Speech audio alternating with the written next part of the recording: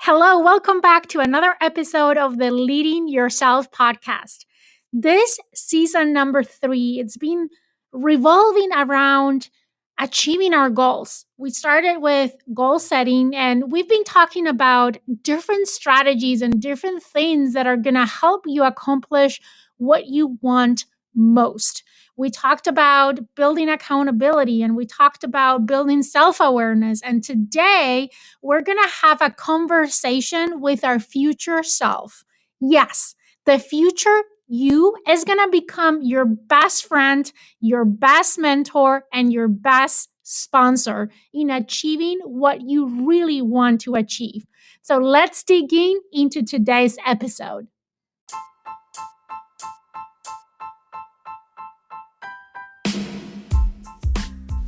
Welcome to the Leading Yourself podcast. This is your host, Carolina de Arriba.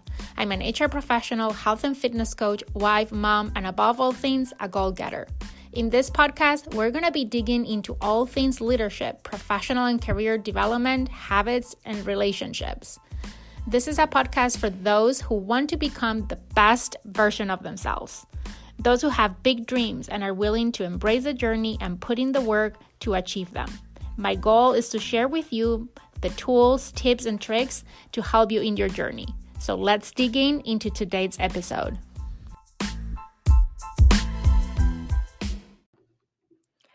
When we talk about goal setting at the beginning of this season, I introduce the smarter goal concept. And one of the big differences between setting smarter goals versus smart goals, aside from the fact that it has 2 more letters, is that the R that used to stand for realistic, I challenge you and encourage you to change it for risky. Changing not only comfortable, realistic goals, but goals that push you outside of your comfort zone. Goals that are gonna need you to take some risk because there is no gain without risk. You probably have heard that expression before, and I truly believe that is true when it comes to setting our goals. If we only set goals that are realistic in the scope of the skills and the abilities that we have today, then we're not pushing that comfort zone beyond where it is. And we know that growth only happens when we step outside of our comfort zone. But what might be a reason or some reasons why people fail to achieve these smarter goals, including that risky aspect of the goals? Well, some of them might include that one, the goal that they set is completely impossible, right? There is a fine balance right there between realistic, risky, and impossible. We don't want to set impossible goals, but we do want to set goals that imply us and demand us taking some risk. The second thing is that they're not willing to fail. They are so afraid of failing that that's not something that they're willing to do in their process of achieving their goals. The third thing is that they might not be willing to get uncomfortable. And we know that when we take risk, we are by default putting ourselves in a position where we're not going to be comfortable. Another reason is that they think they're just too hard. And yes, that thought comes through all of our minds because when we're doing something that is beyond our capabilities, it's going to feel hard.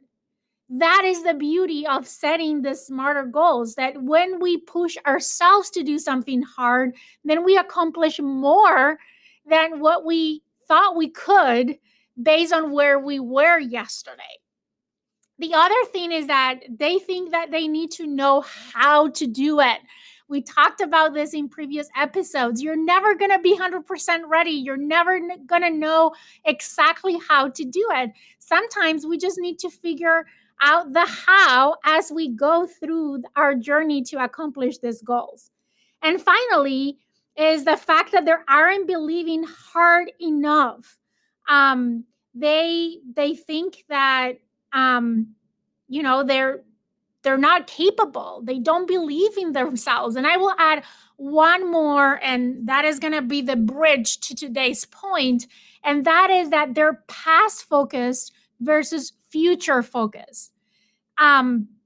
They are trapped on the things that they've done in the past and what they've accomplished in the past, and not looking to what new things they can accomplish in the future, how the future might look differently. They're always living in the four walls of their past. And I think that's one thing that we need to break through and break free of, so we can really focus on the future. I'm not going to go over all these things in more detail than what we just did, but I thought that could set the stage to what I really want to focus on today's episode.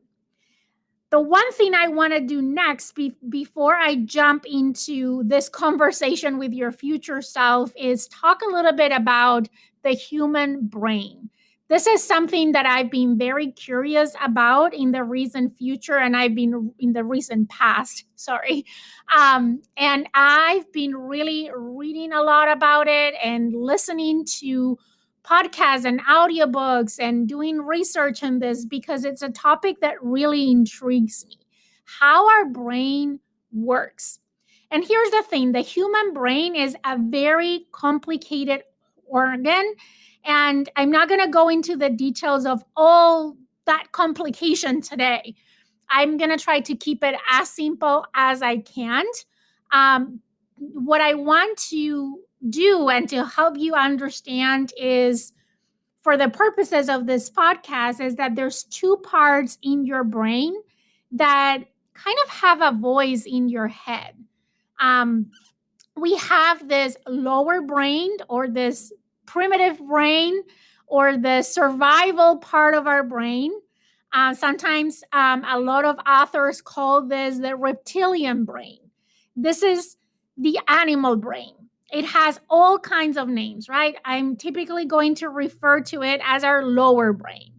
And it's the part of the brain that is designated to keep us alive, to keep us safe. We talked about this focus of our brain to keep us alive, to on survival mode, right? I mentioned this before in previous episodes. It's a very important part of our brain, right? We want to have this part of our brain saying, that's dangerous, let's avoid that, that's pleasurable, let's go towards that, right? It cares only about our survival. Now, this part of the brain is a very, I would call it toddler-like in its thoughts. So this part of the brain only cares about its immediate pleasurable or painful. It's very like a toddler in that it has to fit when it does, when something gets on its way. It thinks that things should always be fair. Some of its thoughts are illogical sometimes. And when we have this second part of the brain, that is more of our adult brain, is more mature human part of our brain. This is the cerebral cortex. I hope I'm pronouncing this right. I by no means are an expert. I tell you, I've been doing a lot of research lately on the human brain. But this is the cerebral cortex, or what I call the higher brain, the thinking brain. This is the part of your brain that notes that we need to consider long-term effects of things. This part of the brain makes really wise, conscious decisions for you. And this is the part of the brain that tempers many times the lower part of the brain when necessary. So having the two parts work in conjunction is really brilliant, and it really serves us really, really well. But we need to be aware that the lower brain, we need to be able to monitor this lower brain and to answer the lower brain with the higher brain if we are going to achieve risky goals. Many people don't notice their thoughts in this way. They're not able to step back and notice, oh, that was just my lower brain. My primitive brain is telling me something that is illogical and is not serving me. And I don't have to just operate at the effect that of my lower brain. I can just use my higher adult part of my brain to make decisions that will serve me best in the long run. So that's a little bit of our human brain, and I hope I explain it simply enough, but accurately enough. Again, I'm not an expert, but this is a topic that I'm really passionate about, especially recently, because I think that when we start to understand our brains, we are in a better position to understand the decisions that we make and how we react to things and our perspectives and our mindsets and all these other topics that I'm so passionate about. So, what I want to dig into this concept of our future self. And I think I've talked about this concept in previous episodes, but I had an aha moment about this future self when I read the book Atomic Habits. And I'm not going to get into the whole Atomic Habits, debrief. We did that in the past. But you might remember that when it comes to making changes in our lives, there's three levels of change. There is the one that is focused on the goals, what we want to achieve. There's the one focused on the systems, which are our habits. And the most comprehensive level, which is our identity. Who do I want to become? And I put this example many times. I started running last year. I had a goal to run a 5K.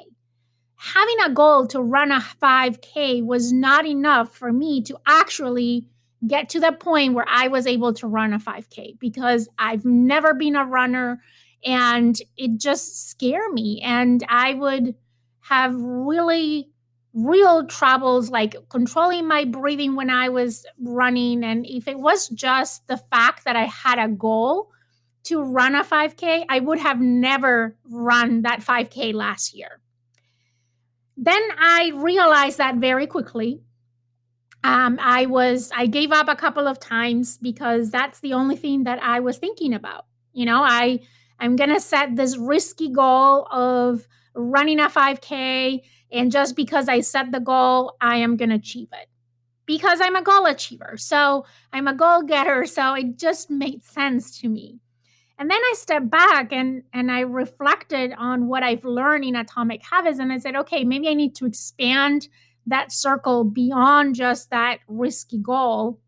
And maybe I need to focus on the systems. And I started to establish habits.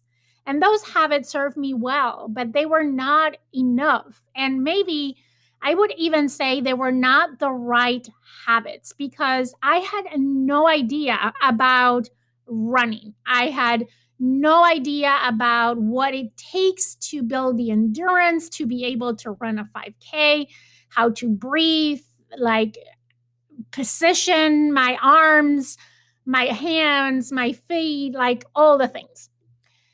And then I said, okay, maybe it's time to look at that outer circle.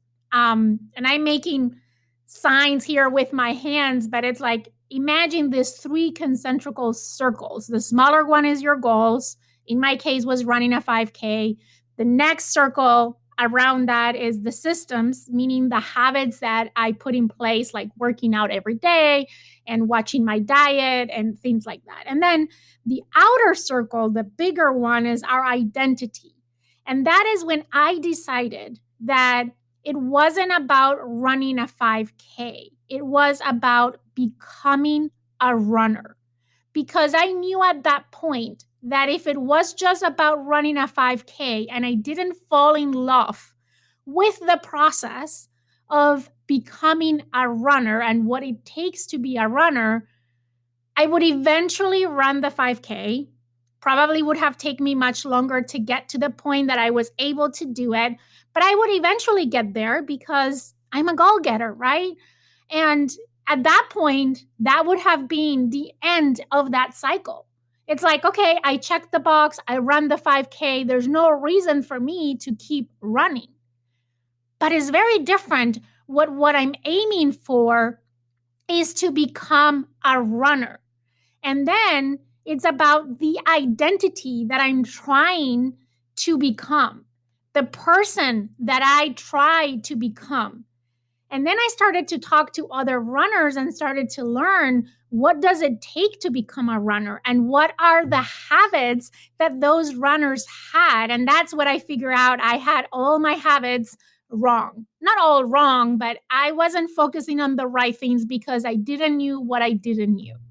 So, doing some research and talking to other runners and trying to understand how does a typical day in their life look like? What were the habits that they had really helped me build the systems that allow me to reach that goal, that initial goal, that very first goal of running a 5K. And I would always remember 2020 as the year that I run my 5K. And that's, in the middle of everything that was going on in 2020, it was a way for me to have something positive to remember that year for, and not the pandemic and the fact that we were isolated and that we couldn't travel and that we couldn't see family and all those other things. Now, what I want to go a little bit deeper into is the sense of the future self. We talked about the identity, but I think that now it's kind of tying it to our own identity. So I made the decision that I wanted to become a runner. And at that point, I had to start visualizing how would my life look like if I was a runner. I've started to think about how would my life be any different than it is today if I was a runner. So, what I did to visualize my future self is just a visualization exercise. I've read a lot about visualization, and I think the more vividly you visualize something, the more meaningful it can be, the more impactful it can be to be a motivation for you in the current time. And what I did is I visualized my future self. How would Carolina in the future look like differently than she does today? What clothes is she wearing? How is her day running? What am I doing from the minute that I wake up to the minute that I go to bed? Who am I talking to? Who is in my community? What have I accomplished? How do I feel? And I think this is one part that we tend to underestimate when we visualize. We're so focused on the goal, on what would I have accomplished or what I have accomplished in the future, that we miss the part of how do we feel. And for me, that is the most important piece, because the only reason why we set goals is really at its core because we want to feel a certain way, and we believe that accomplishing those things are going to give us that feeling that we're looking for.